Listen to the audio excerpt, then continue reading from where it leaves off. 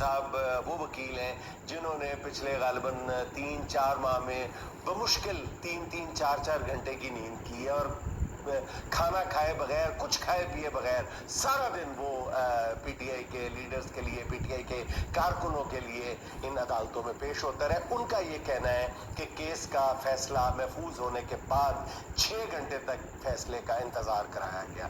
इस दौरान डॉक्टर यास्मीन राशिद, उमर सरफराज चीमा, महमूद रशीद और एजाज चौधरी साहब समेत सभी लोग बहुत ही पुरसकून नज़र आ रहे थे, क्योंकि वो अपनी दानिश में ये केस जीत चुके थे।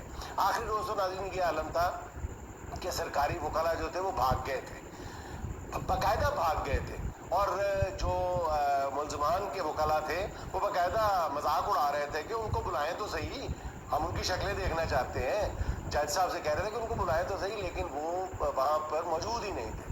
डॉक्टर यास्मीन राशिद के अलावा बाकी रहनुमा जो हैं वो अदालत के बाहर लॉन में वॉक करते रहे। इस दौरान जेल के अंदर अदालती अहाते को लॉक कर दिया गया, ना ही कोई अंदर आ सकता था और ना बाहर जा सकता था, ना ही वकला समेत वकला भी नहीं बाहर जा सकते थे।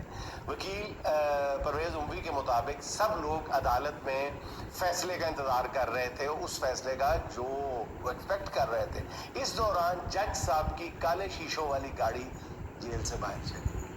काले शीशों की वजह से ये पता नहीं चल सका कि गाड़ी में कौन कौन सवार है। जब पता किया गया कि गाड़ी कहाँ गई है तो वकला को बताया गया कि गाड़ी पेट्रोल डलवाने के लिए गई है। मगर जज साहब की ये गाड़ी, अजीब बात है कि जज साहब खुद गाड़ी में बैठ के पेट्रोल डलवाने गए हैं, अजीब व गरीब बात नहीं है।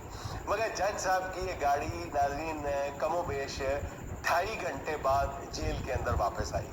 अब फैसले से पहले जज की गाड़ी का अदालत से इस तरह बाहर जाना एक नहीं कई सवालात को जन्म दे रहा है। अदालत के अंदर पहले से ही कैमरे नजर थे, उसकी बराह रास्त कार्रवाई किसी जगह देखी जाती है, नोट की जाती है, सबको पता है जो इन अदालतों में आते जाते हैं। गाड़ी जेल में वापस आई नाजरीन, तो उसके कुछ देर बाद ही फैसला सुना दिया गया। नाजरीन, जज साहब फैसला सुनाने के लिए अदालत में आए तो उनका सर झुका हुआ था। वो अपनी सीट पर बैठे और सर ऊपर किए बगैर फैसला पढ़ने लग गए। फैसले की चंद सतरें पढ़ने के बाद जज साहब किसी से निगाहें मिलाए बगैर उठे और अदालत से बाहर चले गए। एटीसी में नाज़रीन आम तौर पर फैसला सुनाने से पहले कुरान पाक की तिलावत की जाती है, मगर जज अरशद जावेद साहब ने ऐसा भी नहीं किया। 10 साल की सज़ा का फैसला सुनकर अफजाल अजीम पहाड़, जिन्होंने शहबाज शरीफ के खिलाफ इलेक्शन लड़ा था और फार्म 45 पर जीत चुके थे, उन्होंने इमरान खान जिंदाबाद का नारा लगाया और सज़ा पाने वाले बाकी तमाम अफराद भी बिल्कुल पुरसकून नजर आए। इस फैसले से डॉक्टर यास्मीन राशिद को दहशतगर्द करार दे दिया गया है। ऐसी खातून जिसने एक माँ की तरह सूबे के लोगों के लिए दिन रात काम किया। डॉक्टर यास्मीन राशिद साहिबा ने 3 बार के वज़ीर आज़म को जिल्लत आमेज़ शिकस्त से दो चार ना किया होता तो शायद आज इस बेरहमाना सलूक से बच जाते। कहते हैं कि रियासत माँ जैसी होती है, मगर यहाँ रियासत एक डायन की तरह काम कर रही है। मुल्क की सबसे बड़ी जमात के रहनुमाओं और कारकुनों को दहशतगर्द करार देकर क्या पैगाम देना चाहते हैं, क्या पैगाम दिया जा रहा है? ये सजाएं 5 अगस्त के बाद भी दी जा सकती थी, मगर असल मकसद सिर्फ सजा देना नहीं था, खौफ फैलाना था, हौसले तोड़ना था, मायूसी को परवान चढ़ाना था। लेकिन वो भूल गए हैं कि ये कौम सब कुछ सह चुकी है। जेलें, लाठियाँ, गोलियाँ, शेलिंग, कौन सा जुल्म है जो बाकी रह गया? रियासत खुद पैगाम दे रही है कि फैसले अब अदालतों में नहीं होंगे बल्कि सड़कों पर होंगे, वहाँ जाकर फैसला लेगा। सरगोदा की अदालत भी इससे पहले 36 बेगुनाहों को 10-10 साल कैद की सजा सुना चुकी है। 10 साल सजा पाने वालों में ऐसे कारकुन भी नाज़रीन शामिल हैं जिन पर इल्ज़ाम है कि वो हजूम में नारे लगा रहे थे। 10 साल सजा का एक नाज़रीन एक ख़ास पैटर्न है, उसकी एक ख़ास वजह है। वजह ये है कि 5 और 7 साल से ज़्यादा सजा देने वालों को पाने वालों को कुछ अर्सा जेल में रखा जा सकता है और अगली कोर्ट ऑफ अपील में उनकी ज़मानत का अमल फौरी नौयत के ज़ुमरे में नहीं आता। इमरान खान को अलकादर ट्रस्ट केस में 14 साल कैद की सज़ा का मकसद भी यही था, आपको याद होगा। सरगोदा के जज ने साबिक MNA बिलाल एजाज को भी 10 साल कैद की सज़ा सुनाई है। हालांकि उनके बारे में खुद अदालत ने, मैंने पहले भी आपको बताया था, अदालत ने वकील को दलाइल देने से ये कहकर रोक दिया था कि इन पर फैसला कीजिए, इनका तो केस से कोई ताल्लुक ही नहीं है। मगर सजा का फैसला चूंकि कहीं और से आया था, इसलिए मिनोअन सुना दिया गया।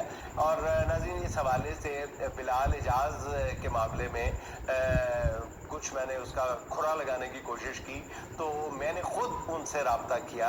तो उनका कहना ये था कि मेरे ज़ाती नंबर की CDR, मेरे ज़ाती मोबाइल नंबर की CDR मिल गई है, जो उन दिनों मेरे इस्तेमाल में था। इसमें अगर आप लोकेशन देखें तो 6 मई 2023 से लेकर 8 मई तक मैं लोकेशन के मुताबिक गुजरांवाला में अपने हलके में था। 7 मई को गवाहान मुझे ज़मान पार्क में बता रहे हैं, उनके मुताबिक 8 मई को मैं चक्री में था। ये CDR बड़ी मुश्किल से रिकवर हुई है। सरगोदा में उनका कहना यह था कि सर, मैंने जब पूछा कि सरगोदा में आपने ये CDR क्यों नहीं पेश की, तो उन्होंने कहा कि सरगोदा में तो मेरा नाम ही नहीं था, सरगोदा में किसी गवाह ने मेरा जिक्र ही नहीं किया था, इसलिए मैंने अपनी CDR भी नहीं पेश की। फैसलाबाद में मेरा जिक्र किया गया, वहाँ इंशाल्लाह मैं इस CDR को रिकॉर्ड का हिस्सा बनाऊंगा। यानी, और नाज़रीन, ये बात जज करना, जब 9 मई के मुल्ज़मान गिरफ्तार किए गए हैं तो जियो फेंसिंग के जरिए एक एक बंदे का पता चला लिया गया, तो इन मुल्ज़मान की